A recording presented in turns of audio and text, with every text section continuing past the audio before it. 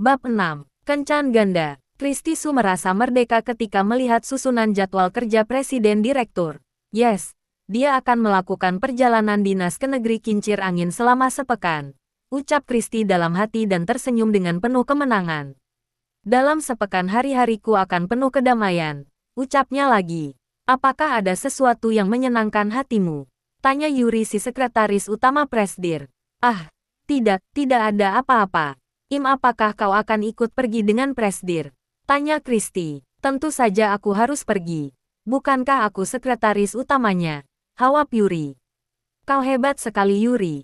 Sekretaris terhandal Presdir. Ucap Kristi memuji. Selama Kristi bekerja di sini, Kristi tidak pernah melihat Yuri dijemput oleh pria. Ya, bekerja dengan Presdir antik macam Tuan Gu itu tentu saja membuat Yuri menjadi tidak memiliki waktu untuk mengurus soal cinta. Pikir Kristi. Yuri, apakah kau memiliki pacar? Tanya Kristi. Yuri memandang aneh kepada Kristi. Itu. Maksudku jika kau masih single mungkin kau bersedia mengikuti kencan ganda di Lovers Cafe. Ucap Kristi. Pacar Helen. Ada membawa teman prianya di akhir pekan ini. Tapi karena kau akan pergi menemani Presdir, sepertinya hanya aku sendiri yang akan pergi bertemu dengan mereka. Ucap Kristi lagi. Ya sangat disayangkan aku tidak bisa hadir. Ucap Yuri dengan sendu. Bagaimanapun dia wanita normal yang mendambakan pangeran berkuda putih datang menjemputnya dengan membawa sebuket bunga tangan mawar merah. Yuri dan Presdir telah bertolak ke negeri kincir angin.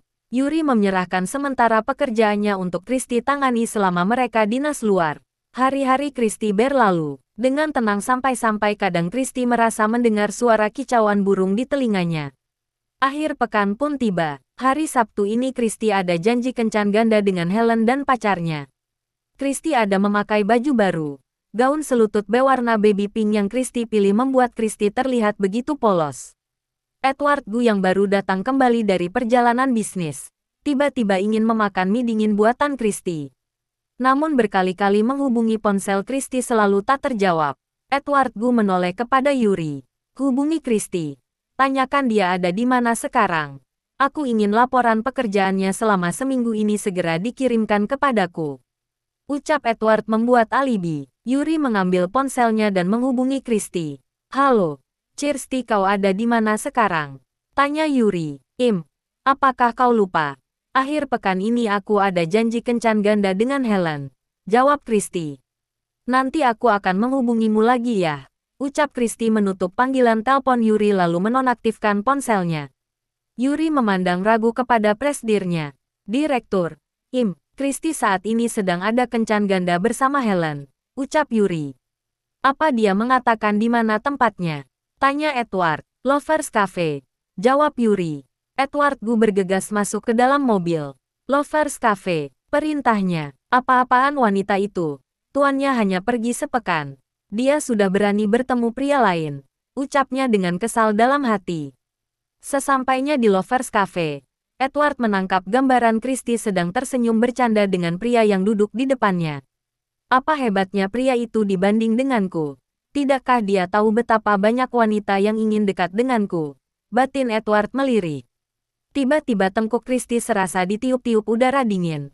Situasi pun terasa menjadi tegang ketika ada bayangan yang menutupi cahaya lampu di meja mereka. Helen yang melihat tuan muda Edward datang, langsung berdiri. Direktur, sapanya. Kirsty membeku. Bukankah seharusnya dia kembali esok? Lalu kenapa dia bisa ada di sini? Tanya Kristi dalam hati seraya berdiri dan menoleh ke belakang. Ya, Tuhan, dia benar-benar sudah kembali. Ucap Kirsty dalam hati.